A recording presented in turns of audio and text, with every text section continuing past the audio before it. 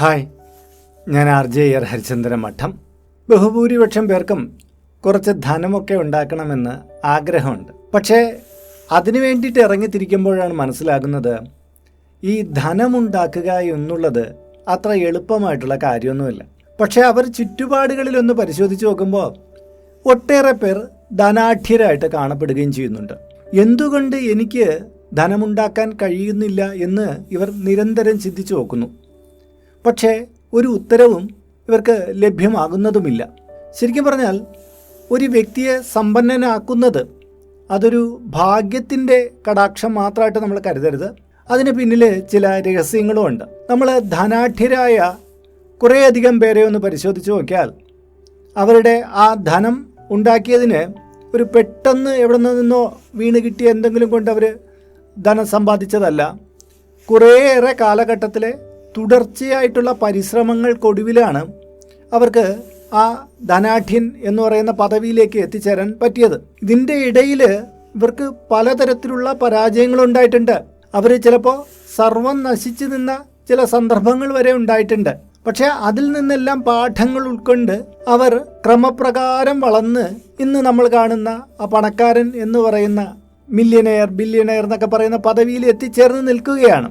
അപ്പോൾ ഇന്നത്തെ വീഡിയോയിലൂടെ നമ്മൾ പരിശോധിക്കുന്നത് പണക്കാരായവർ പിന്തുടരുന്ന 10 ശീലങ്ങൾ ഏതൊക്കെയാണെന്നുള്ളതാണ്. ഇത് നമ്മളും നമ്മുടെ ജീവിതത്തിൽ അനുവർത്തിച്ച് പോയാൽ നമ്മുടെ മുന്നിലുള്ള പ്രതിസന്ധികളെയൊക്കെ നമുക്ക് വകഞ്ഞു മാറാനും ക്രമപ്രകാരം വളർന്ന് നമുക്ക് വേണ്ടുന്ന ഒരു ധനത്തിൻ്റെ അധിപനാകുന്ന ഒരവസ്ഥയിലേക്ക് എത്തിച്ചേരാൻ പറ്റും. ഇതിൽ മാജിക്കൊന്നുമില്ല. ഇതിൽ എന്തെങ്കിലും വസ്തു വീട്ടിൽ കൊണ്ടുവച്ചാൽ പൈസ ഉണ്ടാവുമെന്ന് പറയുന്ന തരത്തിലുള്ള കാര്യമല്ല. നമ്മുടെ സിറ്റുവേഷനിൽ നിന്നുകൊണ്ട് നമ്മിൽ വരുത്തുന്ന മാറ്റങ്ങളിലൂടെയാണ് നമ്മൾ ഈ ധനം സമ്പാദിക്കാൻ ഒരുങ്ങുന്നത്. ഇത് ഒട്ടേറെ വിജയിച്ച വ്യക്തികൾ സ്വീകരിച്ച വഴിയുമാണ്. അപ്പോൾ നമുക്കത് ഏതൊക്കെയാണെന്ന് പരിശോധിക്കാം. ഒന്നാമത്തത്, കൃത്യമായ ലക്ഷ്യങ്ങൾ വേണം. അതായത് ക്ലിയർ ആയിട്ടുള്ള ഗോൾസ് വേണം എന്നുള്ളത്. ഒരു സാധാരണക്കാരനായ ഒരു വ്യക്തി ചിന്തിക്കുന്നത് എനിക്ക് കുറേയധികം പണം വേണം, എനിക്ക് അത് മേടിക്കണം, ഇത് മേടിക്കണം, ഇങ്ങനെ ജീവിക്കണം, അങ്ങനെ ജീവിക്കണം എന്നൊക്കെ ഇവർ ചിന്തിക്കുന്നു. പണം കൊണ്ട് നേടാവുന്ന കുറേ കാര്യങ്ങളെ ഇവർ സ്വപ്നം കണ്ടുകൊണ്ടായിരിക്കും നടക്കുന്നത്. ശരിക്കും പറഞ്ഞാൽ ധനാഢ്യരാകുന്നവർ അങ്ങനെയല്ല ചിന്തിക്കുന്നത്. എനിക്ക് ഇന്ന കാലയളവിൽ ഇത്ര രൂപ സമ്പാദിക്കണം എന്നുള്ള രീതിയിലായിരിക്കും. ഇനി വരുന്ന 2 കൊല്ലം കൊണ്ട് എനിക്ക് 6 ലക്ഷം രൂപ സമ്പാദിക്കണം എന്നായിരിക്കും ധനത്തെ വളർത്താൻ ഉദ്ദേശിക്കുന്ന ഒരു മനസ്സ് ചിന്തിക്കുന്നത്. അങ്ങനെയുള്ളവരെ വളരുള്ളൂ. അതായത് നമ്മൾ കുറേ പൈസ വേണമെന്ന് ചിന്തിക്കുമ്പോൾ ഇവർ മാസാമാസം എനിക്ക് എത്ര രൂപ ഇൻവെസ്റ്റ് ചെയ്താൽ അടുത്ത 2 കൊല്ലം കൊണ്ട് 6 ലക്ഷം രൂപ ഉണ്ടാക്കാൻ പറ്റും എന്ന് ചിന്തിച്ചിട്ട് അവർ ഓരോ മാസവും തനിക്ക് അടയ്ക്കേണ്ടുന്ന തുക അടുത്ത 2 കൊല്ലം കൊണ്ട് തനിക്ക് 6 ലക്ഷം രൂപ വേണം. അപ്പോൾ ഓരോ മാസവും എത്ര രൂപ താൻ ബാങ്കിലോ അല്ലെങ്കിൽ SIP വഴിക്കോ എങ്ങനെയാണെന്ന് വെച്ചാൽ അയാൾ ഒരു പ്ലാൻ ഉണ്ടാക്കിയിരിക്കും. ആ വഴിക്ക് അയാൾ മ്യൂച്വൽ ഫണ്ടിലോട്ടോ അല്ലെങ്കിൽ മറ്റേതെങ്കിലും ധനസമ്പാദന മാർഗങ്ങളിലേക്ക് നിക്ഷേപിക്കാൻ തുടങ്ങും. ധനാഢ്യൻ ആയി മാറാവുന്ന ഒരാൾ കൃത്യമായ രീതിയിൽ ഇത് പിന്തുടരുകയും 2ാമത്തെ വർഷത്തിൽ ഈ 6 ലക്ഷം രൂപ സ്വായത്തമാക്കുകയും ചെയ്യും. എന്നാൽ ധനം വേണമെന്ന് മാത്രം ചിന്തിച്ചുകൊണ്ടിരിക്കുന്ന ആളിന് സമ്പാദിക്കുന്നതിനോട് വലിയ താല്പര്യമൊന്നും ഉണ്ടാവില്ല. അദ്ദേഹം എന്തെങ്കിലുമൊക്കെ കുറച്ച് കാര്യങ്ങൾ ചെയ്ത് അതിൽ നിന്ന് കിട്ടുന്ന പൈസ കൊണ്ട് ആ ദിവസം കുറച്ച് അടിച്ചുപൊളിയായിട്ടുള്ള കാര്യങ്ങൾ ചെയ്യും. പിന്നെയും അദ്ദേഹത്തിൻ്റെ കയ്യിൽ കാശൊന്നുമില്ല. അടുത്ത ദിവസം ജോലിക്ക് പോയില്ലെങ്കിലോ അല്ലെങ്കിൽ സാലറി കിട്ടിയില്ലെങ്കിലോ അദ്ദേഹത്തിൻ്റെ കാശുണ്ടാവില്ല. അദ്ദേഹം അന്ന് കിട്ടുന്ന ധനം കൊണ്ട് അന്നത്തെ പണക്കാരനാവാൻ ശ്രമിച്ചുകൊണ്ടിരിക്കും. തികച്ചും തെറ്റായിട്ടുള്ള രീതിയാണ്. ഇങ്ങനെ ഒരു ഗോൾ സെറ്റ് ചെയ്തിട്ട് അതിന് തത്തുല്യമായ രീതിയിൽ അധ്വാനിച്ച് ഒരു ധനം സ്വരൂപിക്കുന്ന ഒരാൾക്ക് മാത്രമേ ധനത്തിന്റെ പാതയിലേക്കുള്ള വാതിൽ തുറക്കൂ. 2ാമത്തെ കാര്യമാണ് പുലർച്ചെയുള്ള എഴുന്നേൽക്കൽ എന്നുള്ളത്. ധനാഢ്യരായിട്ടുള്ള മിക്കവരുടെയും ശീലങ്ങളിൽ എടുത്തു നോക്കിയാൽ നമുക്ക് കാണാൻ പറ്റുന്നത് അവർ അതിരാവിലെ എഴുന്നേറ്റിരിക്കും. മറ്റൊന്നും കൊണ്ടല്ല, സമയത്തെ കൃത്യമായിട്ട് മൂല്യമുള്ളതാക്കി മാറ്റാൻ ഈ രാവിലെ ഉള്ള എഴുന്നേൽക്കൽ ഇവരെ സഹായിക്കാറുണ്ട്. ഇവർ രാവിലെ തന്നെ എഴുന്നേറ്റ് അവരുടെ ദൈനംദിന കൃത്യങ്ങളെല്ലാം ചെയ്ത് വായന, എഴുത്ത്, മറ്റു ആസൂത്രണ പദ്ധതികൾ എല്ലാം ചെയ്യും. ഇതിനോടൊപ്പം മനസ്സിനെ ശാന്തമാക്കാനുള്ള മെഡിറ്റേഷൻ. അങ്ങനെ രാവിലെ എഴുന്നേറ്റ് ആ ഊർജ്ജസ്വലമായ സമയത്തെ നന്നായിട്ട് വിനിയോഗിക്കും. അതിലൂടെ അവർക്ക് ആന്തരികവും ബാഹ്യവുമായിട്ടുള്ള ഊർജം നന്നേ ലഭിക്കും. അതുകൊണ്ട് തന്നെ ഒരു ദിവസത്തിൽ അവർക്ക് കൂടുതൽ സമയം മറ്റുള്ളവരെ അപേക്ഷിച്ച് കിട്ടുകയും ആ സമയത്തെ അവർ പ്രൊഡക്റ്റീവായിട്ട് മാറ്റുകയും ചെയ്യും. നട്ടുച്ചവരെ കിടന്നുറങ്ങി, പിന്നെ ഗെയിമും കളിച്ച്, പിന്നെയും വല്ലതും കഴിച്ച് വീണ്ടും കിടന്നുറങ്ങി അങ്ങനെ ജീവിക്കുന്ന ഒരാൾക്ക് ഒരിക്കലും ധനാഢ്യനായിട്ട് അയാൾക്ക് സ്വയം മാറാൻ പറ്റില്ല. അയാളുടെ പിതാവിനോ മാതാവിനോ അല്ലെങ്കിൽ കുടുംബസ്വത്തായിട്ടോ എന്തെങ്കിലും പൈസ ഉണ്ടെങ്കിൽ ആ ആൾ ചിലപ്പോൾ അന്നേരം പൈസയുള്ള ഒരാളായിരിക്കും, നാളൊരു കാലത്ത് ഈ സ്വഭാവം കൊണ്ട് നഷ്ടപ്പെട്ടു പോവുകയും ചെയ്യും. പക്ഷേ ധനത്തിനെ ആകർഷിപ്പിക്കാൻ വേണ്ടി ആഗ്രഹിക്കുന്നവർ രാവിലെ എഴുന്നേറ്റ് വളരെ പ്രൊഡക്റ്റീവായിട്ടുള്ള അവരുടെ ഉത്തരവാദിത്വങ്ങൾ ചെയ്തിരിക്കും. മൂന്നാമത്തെ കാര്യം എന്ന് പറഞ്ഞാൽ തുടർച്ചയായിട്ടുള്ള പഠനം എന്നുള്ളതാണ്. ധനാഢ്യനായിട്ടുള്ള ഒരു വ്യക്തികളും തങ്ങളുടെ പഠനത്തെ നിർത്താൻ തയ്യാറാവുകയില്ല. കാര്യം അവർ ഒരു വഴിക്കൂടെ പണം ഉണ്ടാക്കിക്കൊണ്ടിരിക്കും. അതിന് ബിസിനസ് ആവാം, മറ്റ് മാർഗങ്ങളാവാം, അവരുടെ ധനസമ്പാദന മാർഗങ്ങൾ, മേഖലകൾ എന്തൊക്കെയാണോ അതിൻ്റെ ആ തോത് വർദ്ധിപ്പിക്കാൻ വേണ്ടിയിട്ടുള്ള പഠനങ്ങൾ, തുടർ പഠനങ്ങൾ അവർ നടത്തിക്കൊണ്ടിരിക്കും. എവിടെയെങ്കിലും വെച്ച് പഠനം മുരടിച്ചു പോയാൽ ആ കാലത്തിനൊത്ത് തങ്ങൾക്ക് പിന്നെ വളരാൻ പറ്റില്ല, അപ്ഡേറ്റ് ചെയ്യാൻ പറ്റില്ല.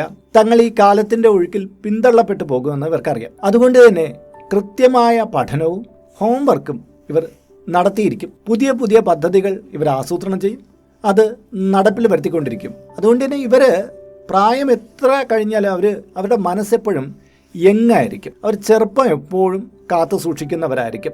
അവരെ കണ്ടാൽ തന്നെ അവരുടെ ശാരീരികാവസ്ഥ കൊണ്ടല്ല പറയുന്നത്, അവർ മാനസികമായിട്ട് ഊർജ്ജസ്വലരുമായിരിക്കും. നാലാമത്തെ കാര്യം എന്ന് പറഞ്ഞാൽ ടൈം മാനേജ്മെൻറ്റ് എന്നുള്ളതാണ്. പണം സമ്പാദിക്കുന്നവരെല്ലാം തന്നെ തങ്ങളുടെ സമയത്തിനെ ഒരിക്കലും നഷ്ടപ്പെടുത്താൻ തയ്യാറാവുകയില്ല.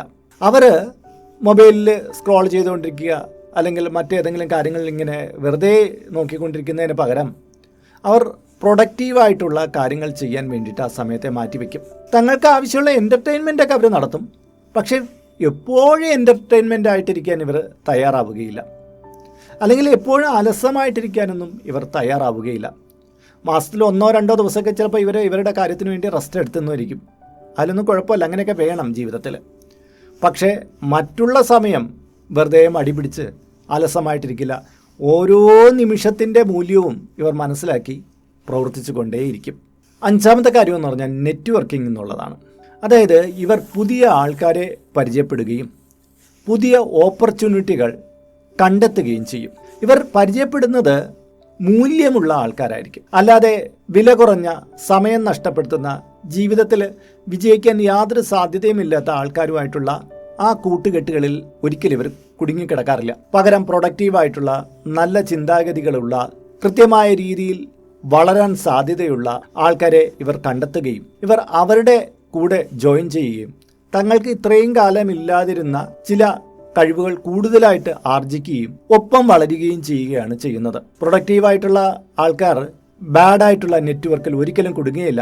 ഏതെങ്കിലും തരത്തിൽ കുടുങ്ങിക്കിടന്നാൽ തന്നെ അവരതിനെ ഭേദിച്ച് മുന്നോട്ട് പോകുന്നവരാണ്. പക്ഷേ ഒരല്പം പണമൊക്കെ ഉണ്ടായിട്ട് മോശപ്പെട്ട കൂട്ടുകെട്ടുകളിലൊക്കെ ചെന്ന് ചാടിപ്പോയിട്ട് ഒടുവിൽ കയ്യിലിരിക്കുന്ന എല്ലാം നഷ്ടപ്പെടുത്തുന്ന ചിലരെ നമുക്ക് കാണാൻ പറ്റും. എപ്പോഴും നമ്മൾ മനസ്സിലാക്കേണ്ട കാര്യം നെറ്റ്വർക്കിംഗ് വേണം, അത് നല്ലതായിരിക്കണം എന്നുള്ളതാണ്. എങ്കിലേ നമ്മുടെ വളർച്ചയുടെ പാത ശക്തമാവുകയുള്ളൂ.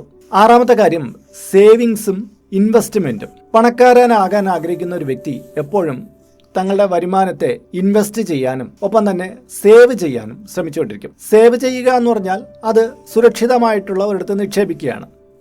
ഇൻവെസ്റ്റ് ചെയ്യുക എന്ന് പറഞ്ഞു കഴിഞ്ഞാൽ ആ നിക്ഷേപിക്കുന്ന തുക ശക്തമായ രീതിയിൽ വളരാനുള്ള അവസരം അതിനുണ്ടായിരിക്കും. ഇൻവെസ്റ്റ്മെൻറ്റിൽ പൊതുവിൽ മ്യൂച്വൽ ഫണ്ടുകൾ, സ്റ്റോക്കുകൾ, അല്ലെങ്കിൽ ഏതെങ്കിലും ബിസിനസ്സിൽ നിക്ഷേപിക്കുക, അങ്ങനെ പല മാർഗങ്ങൾ ആൾക്കാർ അവലംബിക്കാറുണ്ട്. സേവിങ്സിന് വേണ്ടിയിട്ട് താരതമ്യേന കുറഞ്ഞ പലിശയിലൊക്കെ വരുന്നതും എന്നാൽ സുരക്ഷിതവുമായിട്ടുള്ള ബാങ്കിങ് പോലുള്ള FD പോലുള്ള കാര്യങ്ങളായിരിക്കും അവർ തിരഞ്ഞെടുക്കുക. ഒരു വ്യക്തിയെ സംബന്ധിച്ചിടത്തോളം സേവിങ്സും പ്രാധാന്യമാണ്, ഇൻവെസ്റ്റ്മെൻറ്റും പ്രാധാന്യമുള്ളതാണ്. ഏഴാമത്തെ കാര്യം പലവിധ വരുമാന മാർഗങ്ങൾ എന്നുള്ളതാണ്. ചില വ്യക്തികളുണ്ട്, തങ്ങൾക്ക് കുറച്ച് സാലറി ഉണ്ടെങ്കിൽ അതിൽ മാത്രം മുഴുകിയിരിക്കും. ചിലർ ഒരു ബിസിനസ് ഉണ്ടെങ്കിൽ അത് മാത്രം ഡെവലപ്പ് ചെയ്ത് മുന്നോട്ട് പോകും. ഏറ്റവും അപകടകരമായിട്ടുള്ളൊരു കാര്യമാണ്. എന്തെങ്കിലും കാരണവശാൽ നമ്മുടെ ഈ തൊഴിൽ നഷ്ടമായി പോവുകയോ അല്ലെങ്കിൽ ഈ തൊഴിൽ നമുക്ക് ചെയ്യാൻ പറ്റാത്ത ഒരവസ്ഥ ഉണ്ടായി വരികയോ ചെയ്താൽ ചിലപ്പോൾ നമ്മുടെ സാലറി നിലച്ചു പോയി എന്ന് വരാം. ബിസിനസ്സിൻ്റെ കാര്യവും അങ്ങനെ തന്നെയാണ്. ചിലപ്പോൾ നമ്മുടെ ബിസിനസ് ഏതൊക്കെയോ സാഹചര്യങ്ങൾ കൊണ്ട് ഇനി മുന്നിലേക്ക് റൺ ചെയ്യാൻ പറ്റാത്തൊരവസ്ഥ വന്നു കഴിഞ്ഞാൽ നമുക്ക് അതോടുകൂടി അതിൽ നിന്നുള്ള വരുമാനം നഷ്ടമാവും. അതുകൊണ്ട് തന്നെയാണ് ധനസമ്പാദനത്തിന് പല വിധത്തിലുള്ള മാർഗങ്ങൾ നമ്മൾ ആവിഷ്കരിക്കണമെന്ന് പറയുന്നത്. കുറഞ്ഞ പക്ഷം ഒരു 3 തരം പദ്ധതിയെങ്കിലും നമുക്ക് വേണം. ഒന്ന് നഷ്ടപ്പെട്ടാൽ ഒന്നിൽ നിന്ന് വരുമാനം വരണം, അത് കഴിഞ്ഞാൽ അടുത്തതെന്ന് വരണം. ഇങ്ങനെ 3 തരം പദ്ധതിയെങ്കിലും ഒരു മനുഷ്യന് കുറഞ്ഞ പക്ഷം ധനം എത്തുന്നതിനുള്ള സ്രോതസ്സായിട്ട് ഉണ്ടായിരിക്കണം. ഓരോരുത്തർക്കും ഓരോ രീതിയിലായിരിക്കും ഈ 3 മാർഗങ്ങൾ തുറന്നു കിട്ടുക. പക്ഷേ ഓരോരുത്തരും ആ മാർഗത്തെ കണ്ടെത്തുകയും തങ്ങളുടെ ജീവിതത്തിൽ പ്രയോജനപ്പെടുത്തുകയും വേണം.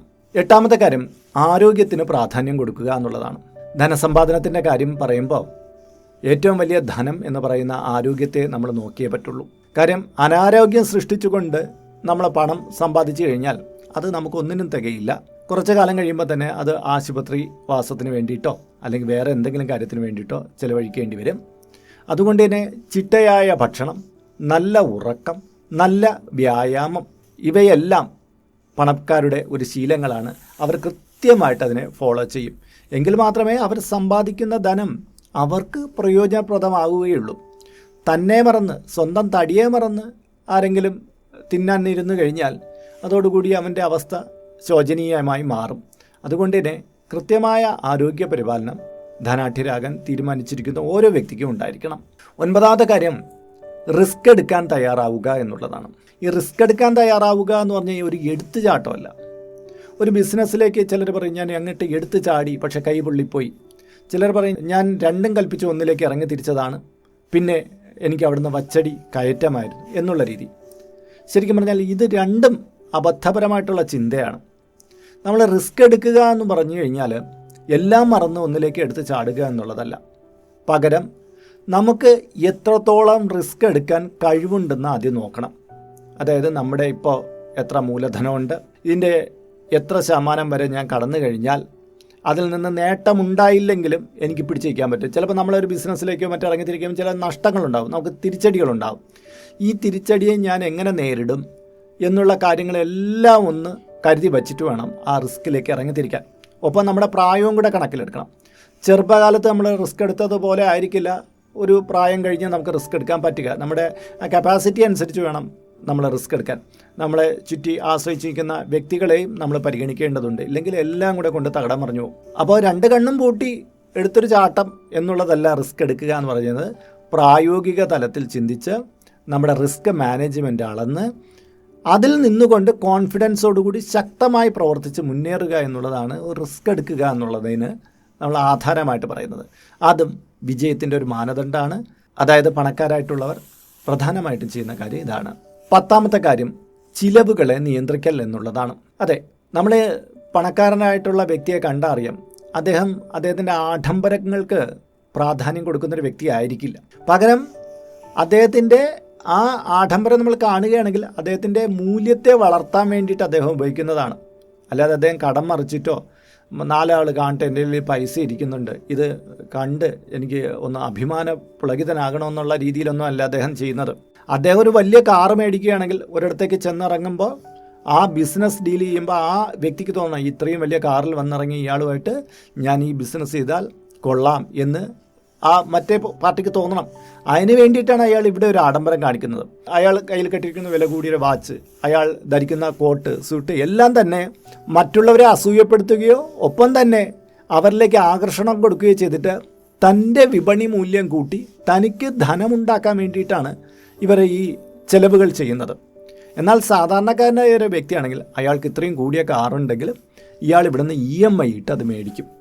പിന്നെ അതിൻ്റെ മാസാമാസം അത് അടച്ച് മുന്നോട്ട് പോകുമ്പോൾ ഈ കാറും പഴഞ്ചനാവും, അയാളുടെ കയ്യിലിരിക്കുന്ന കാശും നഷ്ടമായിപ്പോവും. പക്ഷേ ഇവർ ഒരു കാറോ ഒരു ബംഗ്ലാവോ ഉണ്ടാക്കുന്നത് അതിനേക്കാൾ ഇരട്ടിയായിട്ടുള്ള മൂല്യം തങ്ങൾക്ക് ഇതുമൂലം വന്നു ചേരും എന്നുള്ള ഉറപ്പ് കൊണ്ടാണ്. പണക്കാരനാകാൻ ശ്രമിക്കുന്ന ഒരാൾ തങ്ങളുടെ ചിലവിനെ, അനാവശ്യമായ ദൂർത്തിനെ കുറച്ച് കൊണ്ടുവന്ന് തങ്ങളുടെ വളർച്ചയ്ക്ക് അനുകൂലമായിട്ടുള്ള കാര്യങ്ങളെ മാത്രം ഫോക്കസ് ചെയ്ത് മുന്നോട്ട് പോവുക. ആഡംബരത്വത്തിന് വേണ്ടിയിട്ടും തനിക്കുള്ളതിനേക്കാളും കൂടുതൽ എന്തൊക്കെ വാല്യൂ ഉണ്ടെന്ന് സൃഷ്ടിക്കാൻ വേണ്ടിയിട്ടും അനാവശ്യമായ ബാധ്യതകളൊക്കെ എടുത്തു വെച്ച് പലരും അടപടലം തകർന്നു വീഴുന്ന കാണാം. ഒരിക്കലും അതൊന്നും ചെയ്തേക്കരുത്. പണക്കാരുടെ വിജയമന്ത്രങ്ങൾ എന്നറിയപ്പെടുന്ന ശീലങ്ങളാണ് ഞാനിവിടെ പറഞ്ഞത്. നിങ്ങളിപ്പോൾ ഒരു ഇടത്തരമായിട്ടുള്ള ഒരു രീതിയിലാണ് ജീവിക്കുന്നത്. നാളെ ധനപരമായിട്ടുള്ള ഒരു മികവ് നിങ്ങൾ ആഗ്രഹിക്കുന്നുണ്ടെങ്കിൽ നിങ്ങൾക്ക് ഈ പറഞ്ഞ കാര്യങ്ങളെല്ലാം തന്നെ നിങ്ങൾക്ക് സ്വീകരിക്കാവുന്നതാണ്. ഇതിൽ പല കാര്യങ്ങളും നിങ്ങൾ ഇതിനോടൊക്കെ സ്വീകരിച്ചിട്ടുണ്ടാവും. ഇത് സ്വീകരിക്കുന്ന ഒരു വ്യക്തിക്ക് കോട്ടങ്ങളൊന്നും സംഭവിക്കില്ല, പതിയെ പതിയെ അയാൾ നേട്ടങ്ങളിലേക്ക് എത്തിച്ചേരും. ഇതൊരു പ്രാപഞ്ചികമായ സത്യമാണ്. ഇത് ഒരുപാട് പേർ പിന്തുടർന്ന് അവരുടെ ജീവിതത്തിൽ തെളിയിച്ചിട്ടുള്ള കാര്യവും കൂടിയാണ്. അപ്പോൾ ഇന്നത്തെ വീഡിയോ ഇവിടെ പൂർണ്ണമാവുകയാണ്. ഇതുമായി ബന്ധപ്പെട്ട നിങ്ങളുടെ അഭിപ്രായങ്ങൾ, നിർദ്ദേശങ്ങൾ ഇന്ന് കീഴെ കമൻറ്റ് ബോക്സിൽ രേഖപ്പെടുത്താൻ മറന്നുപോകരുത്. ഈ ചാനൽ ഇതുവരേക്കും നിങ്ങൾ സബ്സ്ക്രൈബ് ചെയ്തിട്ടില്ലെങ്കിൽ അത് ചെയ്യാനും വിട്ടുപോകരുത്.